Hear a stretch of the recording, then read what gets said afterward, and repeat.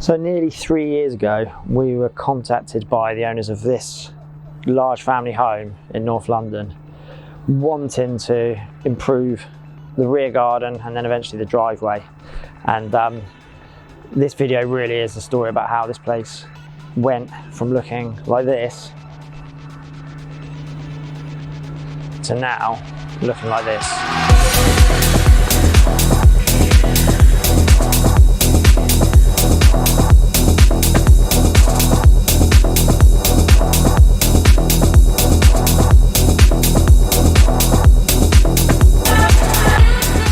So short, I feel like this place, although it's 2.5 hours journey from where we live, it's almost like a home from us. Oh, it is. So especially for me now, yeah. Yeah, especially for you. It's my North London second home. Yeah. Yeah, so like, I think the first time, we were talking earlier off camera, the first time we were up here was when we were making the templates for all the copings. Yeah. At the wall at the back. And it was maybe 3 years ago, possibly. Yeah, that's what I think it is 3 years ago. Yeah. So it's crazy. We've gone from that 3 years later to now this. Yeah. A stunning garden, even if I do say so myself. Yeah, it's one that I'm proud of all of my jobs. But when we turn up, it just looks phenomenal. It looks really nice. And like for us to see the list of different like products you had that you wanted up here over the course of the various spells you've been up here, like obviously first doing the back, and the copings and the steps, and then moving on to doing the whole driveway that you've just recently finished.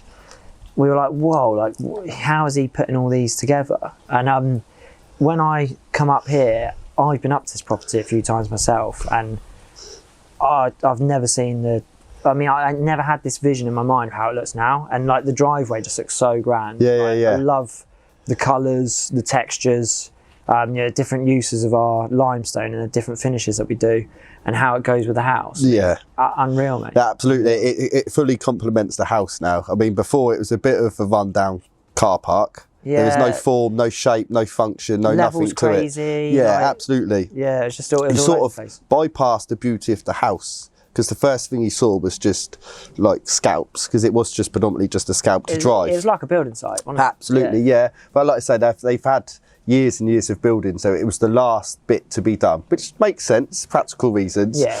But now when you turn up, the house looks beautiful, and I think that complements the job that we've done. They both just go hand in hand. Proper curb appeal. Oh, right? Absolutely. That is what people mean when they say curb appeal. Yeah. So like, we've got two lovely big Lymington June court set aprons, and then you've kind of married that up with the rustic coach house cobble edging strip all the way round. The perimeter of the job, yeah. Yeah, the and that goes the whole way. Yeah.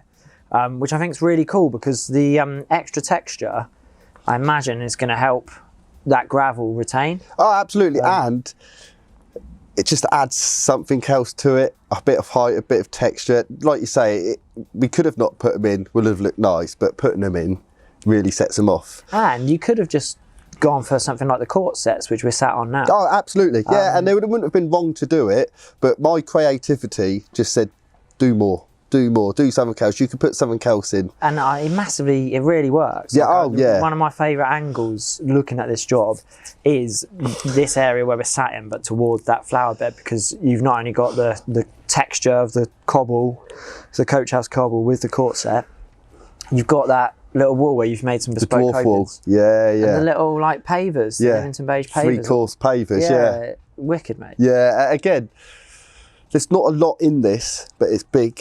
So it needs to be broke up into different things, because if we just use one material, it would just look bland, and I'm not about bland jobs. Yeah. All my jobs need to be different and full of character, full of unusual things that people would overlook or think, oh, never knew you could use it like that.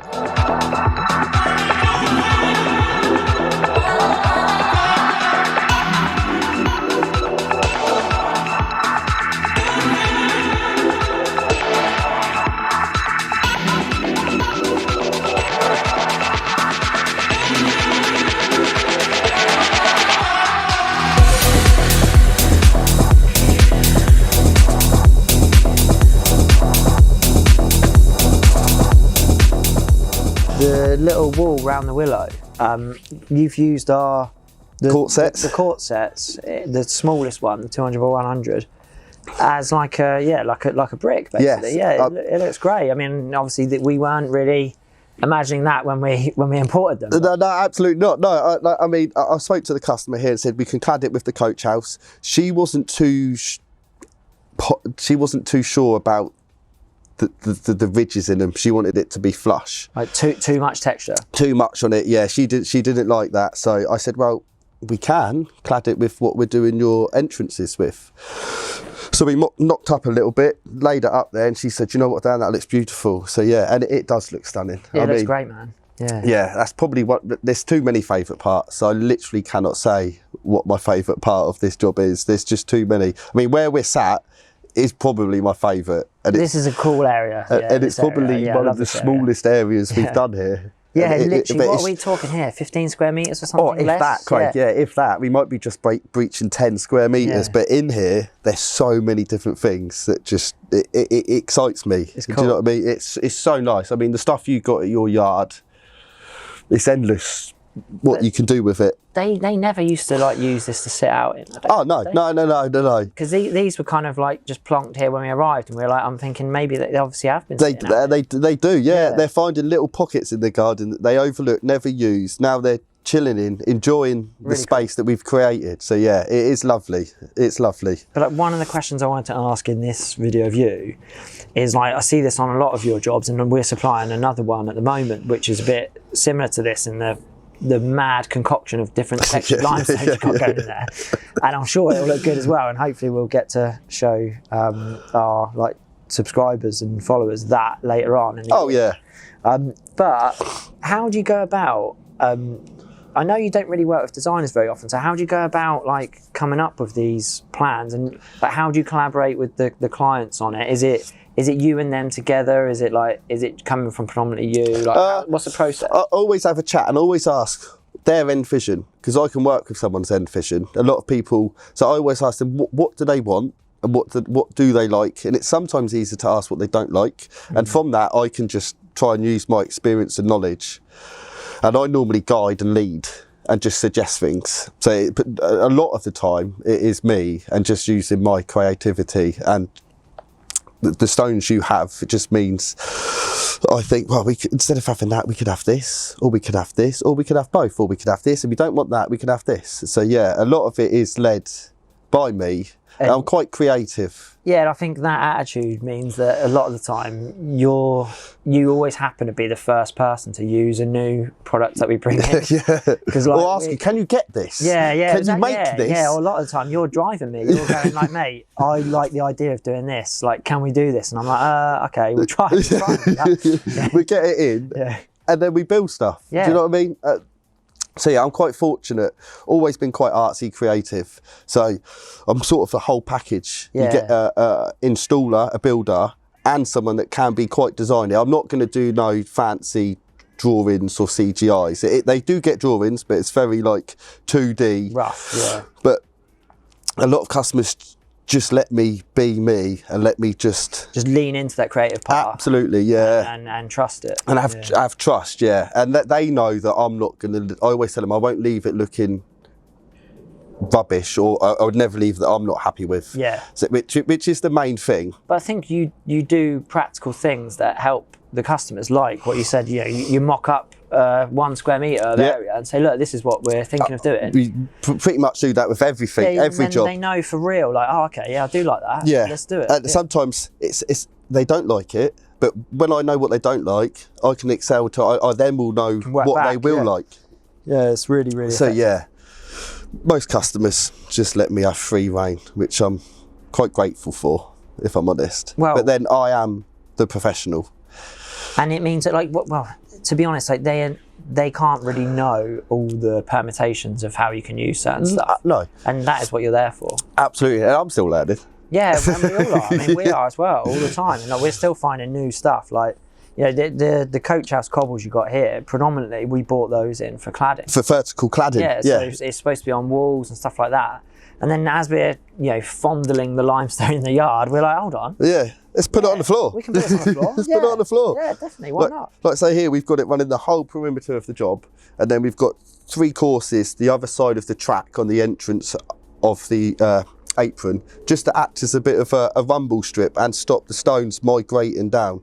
Yeah, and that's very like got a very functional thing, because you don't want stones getting caught in that track for the gate, and so it's going to protect that. And that was something when we started the project wasn't even in. The 3 courses the other side of the track wasn't in, but as we were in the project, and I always tell customers the projects speak to me, they do speak to me, and something just told me you need to put something in there, because the stones will just cascade down onto the apron. And today as we pulled up, there might be 1 or 2 stones down there, and this drive is 450, 500 square metres. And it does dip. Oh, it can, it does camber down, and it's just nice to come back and see all our hard work and our thoughts that we went in. The results are there to prove why we are the professionals.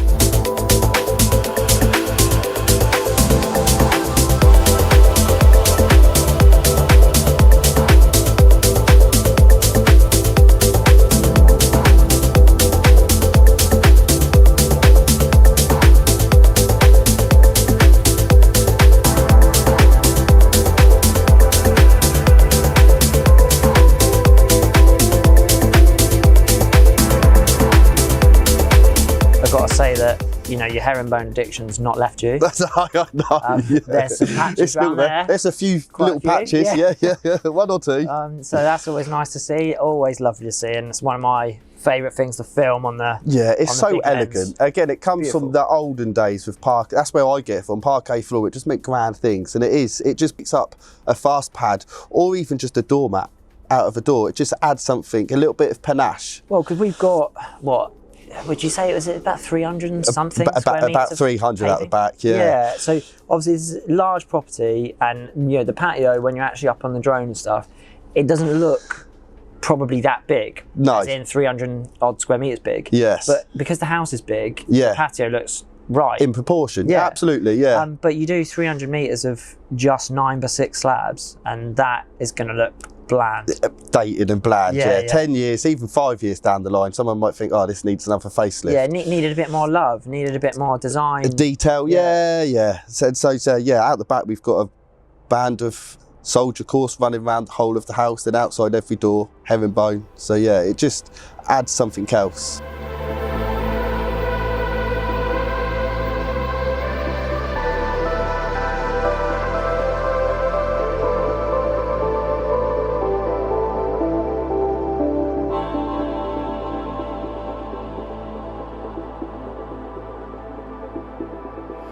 Yeah, and then to complete this job from our side, you've got the bespoke curved copings and then some bespoke deep steps, because you've got quite a grand set of steps going up to the lawn there.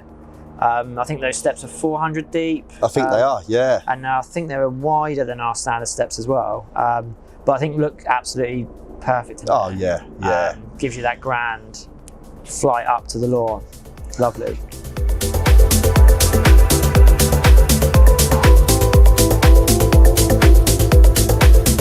But yeah, so there's some other details I wanted to like really drill into on this job, where you've got a couple of curved sections where you've used, so we've got the court sets wall that goes underneath that willow tree, which you already spoke about.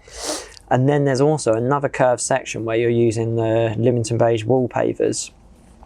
And that's quite a tight curve, like in front of one of the gates. Absolutely. I mean, it is framing the lawn and it is quite a tight radius. So we had to cut the 250 wall in pavers down to 50 mil. So yeah, cut them into half, so they're 100. And we tried dry laying them round the curves, but they were leaving like 50p. So when you put the next course on top, it was protruding 5 mil. So what we had to do, getting this weird like hexagonal. The customer already said she wanted it smooth. Yeah. So what we had to do was cut the side harrisses back. So we had to take about nothing at the front edge to 10 mil off at the back. So you're creating this little like triangular bit of stone. And then, so each one was cut from a full one to a half and then cut again. Yeah. So I think on the retaining walls for the lawn, I think there's about 900 cuts in there. Really, 900 Not that you were cuts. counting, though. No, not that I was counting at all.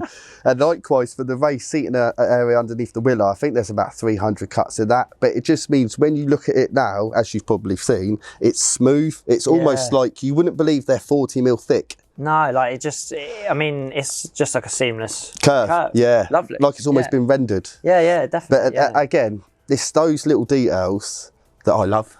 Like, a lot of people overlook it. You relish those things. Yeah. Like, so I sat on our cutter for like 2 days. Yeah. Just mask on, tunes in, just cutting and cutting. Whereas that would like really frustrate a lot of people because they'd just be finding it you sit on the cutter for 2 days. Yeah, but exactly, I knew it's worth putting those 2 days in for this. When you look at this, it's stunning. Even I can say that it's stunning.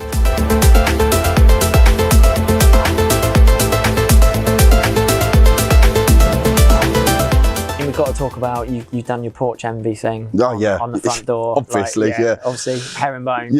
Patch. Yeah, absolutely. I mean, that's got a mixture of the paver sets, your fabricated 40 mil bullnose edgings, and then there's a band of court sets dividing so them that both. Frames the herringbone. Again, that was something that we just laid some things up there, me and the customer, and we just tossed it back forwards, and then in the end we got a pattern that we liked, and it looks absolutely stunning. Cool. And she says she gets so many compliments whenever people come in. Oh really? Yeah, which is and this is cool because like this client's been like the couple have been lovely throughout, and I've had loads of fun working with them.